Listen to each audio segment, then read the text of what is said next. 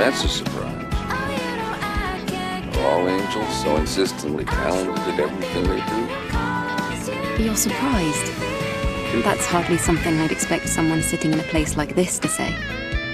After the colony extinction took everything away, fishing was really all I had left. Ruined streams in the city, underground reservoirs, barren shores. I wandered all over the place, my trusty fishing rod in tow.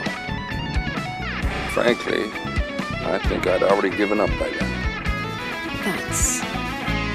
Well, that was practically a lifetime ago. I've been here for a while now. Feast your eyes.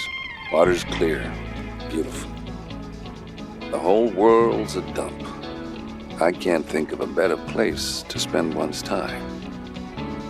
Mother Sphere's will be damned. I used to curse everything in sight. But if it was her will that led me to this place, I think You know what's interesting about this? I was talking on my last session about like how Raven maybe at some point might be influenced to give away her hatred towards Mother Sphere. Now, I'm not one to make assumptions about the future But plans of an Clyde was likely a legionnaire at some point for Mother Sphere himself. And then he found out the truth about what Mother Sphere is. He was probably converted by Raphael Marx himself.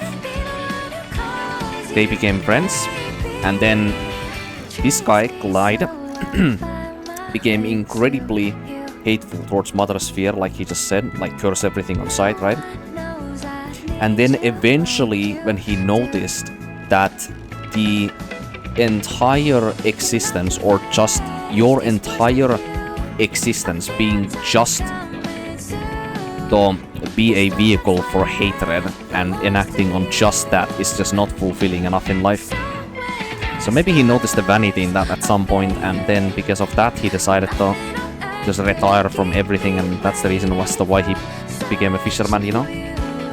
So it's a lot the same story as what the Raven could possibly also have. Perhaps. But Raven, on the other hand, she has gone like several or at least a few decades without actually changing ever after she found out about the betrayal of the Mother Sphere, the truth. So she has been long enough time, let's say comfortably like, 50 years at least or something. She has been as hateful and as spiteful towards Mother Sphere and the entire doctrine that she represents with her entire being.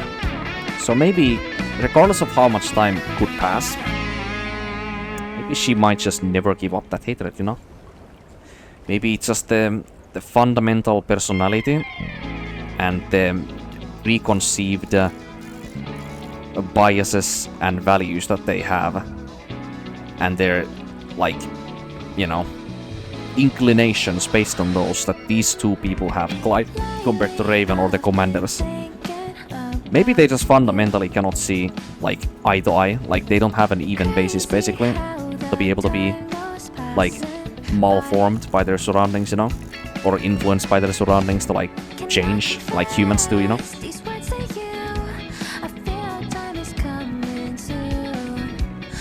It's possible. I mean, if that is the case, then that makes a lot of sense, because they are mainly combat units, you know?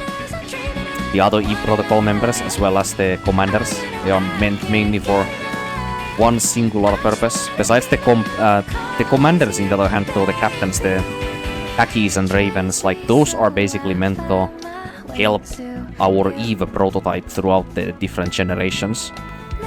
So they have a, different, more important purpose, because they are supposed to be the most important sister in arms to our very influenceable and gullible Eve, whose memories are consistently being updated with each and every one of the airborne squadron deployments throughout these decades.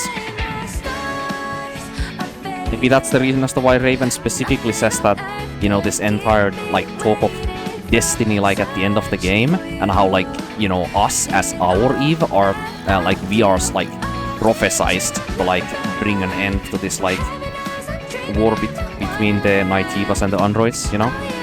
So maybe when she actually does say in her boss fight at the end of the game, she does say that like, you know, that like talk of prophecy ends here, you know?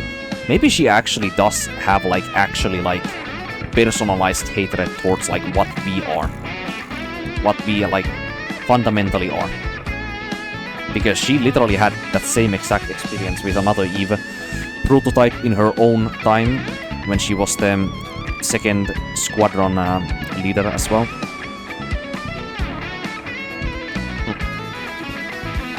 Well, I guess ultimately it doesn't really matter. That's great. I thought Because you were personal joking hatred when or you not, first got your hands I on mean, a fishing rod. consequences are the Who's same. laughing now? Amazing. Gotta admit, you're good. Really? I didn't think you would say that. Oh wait, he's already giving me the I reskin. suppose there's something more to it, given that you brought it up. Is there even a reskin for this suit? Yes. I don't Didn't remember. I tell you before? I'm gonna give you the fisherman's dream. You can think of it as my ultimate tool. The ultimate tool? Is it a rare fishing rod? Or a special reel? Or maybe... do you have access to sonar technology? You should expect good things.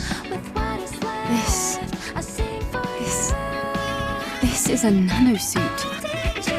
It looks like it's specifically designed for water.